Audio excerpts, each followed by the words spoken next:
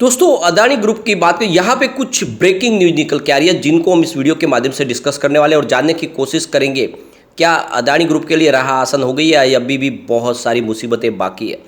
तो यहाँ पे जो लेटेस्ट अपडेट निकल के आ रही है कि इस गिरावट का फायदा उठा के इंडिया के बड़े बड़े म्यूचुअल फंड ने जम के खरीदारी की है अदानी ग्रुप के शेयरों में। तो यहाँ पे कौन से म्यूचुअल फंड है जिन्होंने यहाँ पे खरीदारी की और कौन से शेयरों में खरीदारी की है जानने की कोशिश करेंगे।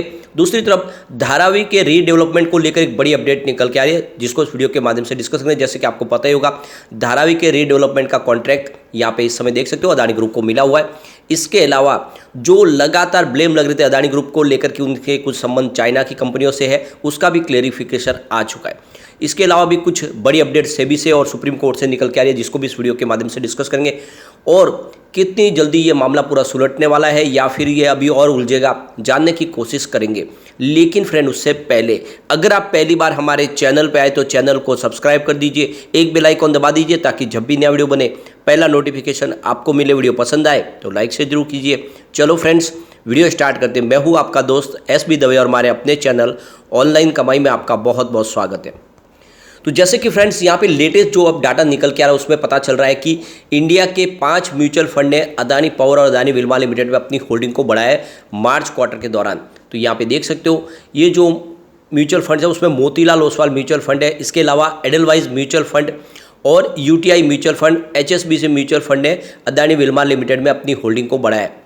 तो यहाँ पे नोवा इंटरनेशनल इक्विटी की तरफ से जो यहाँ पे जो जानकारी दी गई है उसमें आप देख सकते हो कि मोतीलाल ओसवाल ने देख सकते हो कि अदानी पावर में नए शेयर खरीदे, करीब 4,14,000 नए शेयर खरीदे जिसकी कीमत करीब 8 करोड़ के आसपास है। तो ये 193 की प्राइस से अदानी पावर में शेयर खरीदे मोतीलाल ओसवाल ने। इसके अलावा अगर आप देखें तो मीरे एसेट ने करीब 74,000 शेयर नए खरीदे और इन्होंने करीब 1 करोड़ का इन्वेस्टमेंट किया है। और आप देख सकते हो कि ये 135 की प्राइस से मीरे एसेट ने शेयर खरीदे। एडलवाइज ने यहाँ पे करीब 5,000 शेयर खरीदे अदानी पावर के अंदर। इसके अलावा अदानी विल्मा लिमिटेड में UTI म्यूचुअल फंड ने करीब 1,80,000 नए शेयर खरीदे यानी 7 करोड़ के शेयर उन्होंने खरीदे और इसकी जो बाइंग प्राइस है करीब 389 रुपीज़ के आसपास है पर शेयर। इसके अलावा HSBC ने करीब 3,000 शेयर खरीदे अदानी विल्मा लिमिटेड के। तो कुल मिला के देख सकते हो गिरावट का फायदा उठा के यहाँ पे देख सकते हो कि म्यूचुअल फंड ने जम के खरीदारी की है अदानी ग्रुप के, खास इस पर अदानी विल्मा और अदानी पावर के अंदर। और मार्च महीने के दौरान देखें तो MFI की जो लिस्ट है उसमें यह शामिल हुआ है कि करीब 20,534 रुपीज़ का नया इन्वेस्टमेंट किया गया है।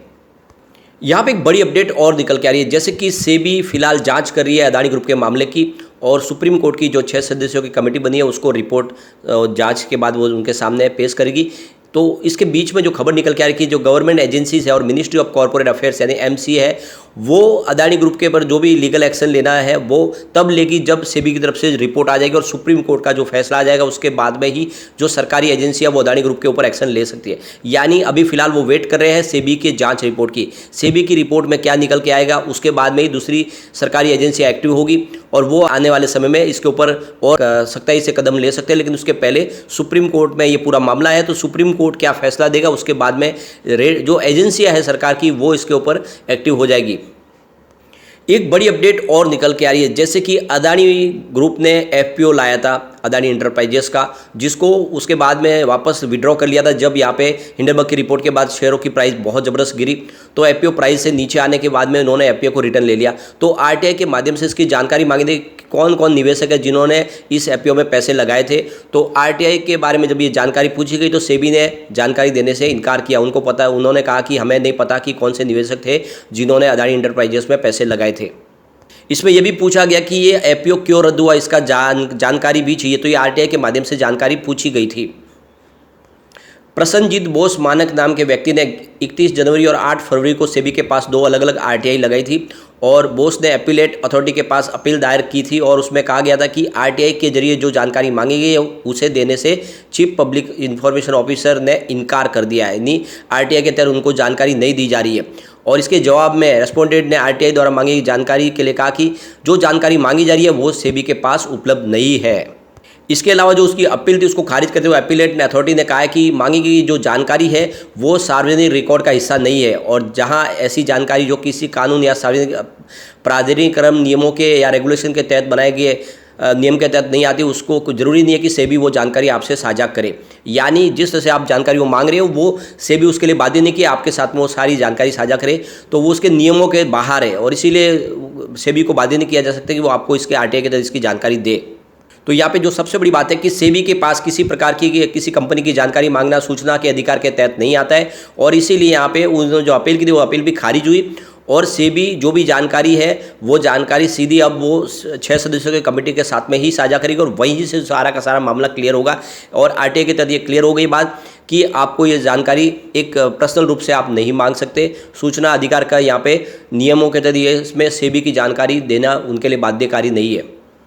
अब यहाँ पे एक बड़ी अपडेट और निकल के आ रही है, धारावी का रीडेवलपमेंट होने वाला और 300 करोड़ रुपीज़ का एक बड़ा इन्वेस्टमेंट करके ये अदानी ग्रुप है जो धारावी का रीडेवलपमेंट करने जा रहे हैं और उसको फिर से एक नई तरीके से डेवलप किया जाएगा। आप देख सकते हो सबसे बड़ी झोपड़पट्टी का एरिया कहा जाता है धारावी को, स्लम एरिया है और ये आप देख सकते हो हिंदुस्तान की सबसे बड़ी स्लम एरिया है और इसको अब यहाँ पे रीडेवलप किया जा रहा है और इसका जो कॉन्ट्रैक्ट है ये अदानी ग्रुप को मिला है।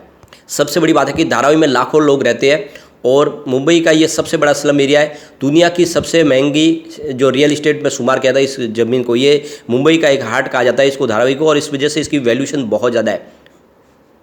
सबसे बड़ी बात है कि यूरोप और फ्रांस और इटली के बीच में एक मोनाको दुनिया का दूसरा सबसे छोटा जो देश है उसके बराबर है धारावी, यानी आप समझ लो एक देश के बराबर धारावी की जनसंख्या है। और इसको बहुत समय से कोशिश की जा रही थी कि धारावी का रीडेवलप किया जाए, लेकिन एक बहुत कम जगह में बहुत सारे लोग रहते हैं और इसका रीडेवलप करना बहुत ही ज़्यादा मुश्किल लग रहा है। लेकिन अब ये काम आसान करने जा रही है अदानी ग्रुप और अदानी ग्रुप आप समझ सकते हो इसका पूरा का ये जो बिड इनको जीती है। लेकिन जो सबसे बड़ी बात है कि इसके लिए क्या वो पूरा का पूरा कायाकल्प हो पाएगा, इसमें क्या और अड़चनें आ सकती है। जो सबसे बड़ी बात है कि वहाँ के जो लोग रहते हैं धारावी के उनके लिए टेंशन हो रही है क्योंकि बीकेसी से इसकी बहुत ज़्यादा नज़दीकी है। यानी आप देख सकते हैं जो बीकेसी या बांद्रा कुर्ला कॉम्प्लेक्स जो बहुत ही महंगा एरिया है और अगर धारावी का रीडेवलप होने के बाद अगर वो भी कॉस्टली एरिया बन जाता है तो जो वहाँ पे रोजगार करने वाले लोग हैं उनको टेंशन हो रही है क्या वो उस महंगे एरिया में अपनी सेवाएं दे पाएंगे, क्या वहाँ पे वो अपने कारोबार को आगे बढ़ा पाएंगे। क्योंकि जैसे ही उसका रीडेवलप होगा उसकी प्राइस भी बीकेसी जैसी बढ़ सकती है, तो इसीलिए वहाँ के जो रोजगार करने वाले लोग हैं उनको बहुत ज़्यादा इसकी चिंता हो रही है। तो वहाँ पर जो रोजगार करते हैं छोटे छोटे जो आप देखें तो वहाँ पे बिजनेस करने वाले लोग हैं जिसमें आप देखें ब्रीफकेस का कारोबार करने वाले अबू बकर का कहना है कि इलाका बहुत सस्ता है इसलिए हमने अपनी वर्कशॉप के लिए इसको चुना, लेकिन अब डर सता रहा है कि ये मार्केट से बाहर ना हो जाए और उनका कहना है कि किराया महंगा हो गया तो फिर वो कैसे इसको आगे अपने कारोबार को बढ़ा पाएंगे। सबसे बड़ी बात है कि जो धारावी में रह रहे हैं इस समय उनको साबित करना होगा कि वो 1 जनवरी 2000 से पहले से रह रहे हैं, तभी उनको इसका बेनिफिट मिल पाएगा। अगर उनके पास रिकॉर्ड नहीं होंगे तो उनको बहुत सारी प्रॉब्लम होने वाली है और करीब 40% लोगों के पास कोई रिकॉर्ड भी नहीं है। ऐसे में किस तरह से उनको आवास योजना का फ़ायदा मिलेगा वो भी देखना होगा। तो कुल मिला के अभी बहुत सारे रोड हैं लेकिन इसको क्लियर करने की कोशिश की जाएगी। अब एक जैसे कि लगातार विपक्ष भी सवाल उठा रहे थे कि अदानी ग्रुप का जो संबंध है चाइना की एक कंपनी के साथ में, तो अब जो उसके मालिक है मॉरिस चांग उन्होंने कहा है कि ये जिस तरह से सवाल उठाए जा रहे हैं कि एक चाइनीज़ हूँ, मैं तो चाइनीज़ नहीं हूँ, बल्कि उन्होंने कहा कि मैं ताइवान का नागरिक हूँ और उनका कहना है कि मैं PMC projects India private limited का निदेशक हूँ और मेरा चाइना से संबंध नहीं है, मैं ताइवान का नागरिक हूँ। उन्होंने तो बार बार जिस तरह से सवाल उठे थे उस पर जवाब दिया है और उनका कहना है कि मेरा जो बिजनेस है यानी अदानी पोर्ट के साथ में हमें पोर्ट टर्मिनल रेलवे लाइन बिछाने और ट्रांसमिशन लाइन बिछाने का हम काम करते हैं। हमारी कंपनी एक बहुत ही रेपुटेड कंपनी और विश्व के कई देशों में हम काम करते हैं और उनके पास जो पासपोर्ट है उसमें चीनी नागरिक होने का कहा जा रहा था और ये वजह से अदानी ग्रुप के ऊपर उनको चीन से संबंध जोड़ा जा रहा था। लेकिन उनका कहना है कि मेरा पासपोर्ट दिखाता है कि मैं रिपब्लिक ऑफ चाइना का नागरिक हूँ, जिसे आधिकारिक तौर पर ताइवान के नाम से जाना जाता है और यह चीन से अलग है, जिसे आधिकारिक तौर पर पीपुल्स रिपब्लिकन ऑफ चाइना कहा जाता है। यानी इस समय देख सकते हो कि चाइना का और उसका जो है कंट्रोल चाइना के पास जरूर है, लेकिन ताइवान अलग देश है और ताइवान के नागरिक है। वो उन्होंने ये कहा है कि मैं इससे मेरा चाइना से संबंध नहीं है। लेकिन सबसे बड़ी बात है कि अदानी ग्रुप के ऊपर उन्होंने फिलहाल कोई भी कमेंट्स नहीं किया। उनका कहना है कि पूरा मामला सुप्रीम कोर्ट के अधीन है, इसलिए हम इसमें कुछ नहीं कह सकते और ज़बरदस्ती इसमें राजनीति में घसीटा जा रहा है जो गलत है। तो यहाँ पे देख सकते हो कि क्लैरिफिकेशन आ चुका है कि अदानी ग्रुप का चाइना की किसी कंपनी से कोई संबंध नहीं है, वो ताइवान के नागरिक है और वो उनका एक काफ़ी अच्छा बिजनेस फैला हुआ बिजनेस है और रेपुटेड बिजनेस पर्सन है वो। तो यहाँ पे जानकारी क्लियर हो चुकी है और आने वाले समय में और संभावना होगी, उसको भी हम जरूर डिस्कस करेंगे। लेकिन फ्रेंड, कोई भी इन्वेस्टमेंट करने से पहले अपने फाइनेंशियल एडवाइजर से बारे में ले ले या अपना खुद का रिसर्च करें, क्योंकि मैंने वीडियो आपके एजुकेशनल पर्पज़ के लिए ही बनाया। वीडियो पसंद आए तो लाइक शेयर जरूर कीजिए और चैनल को सब्सक्राइब कर दीजिए। Thank you friend.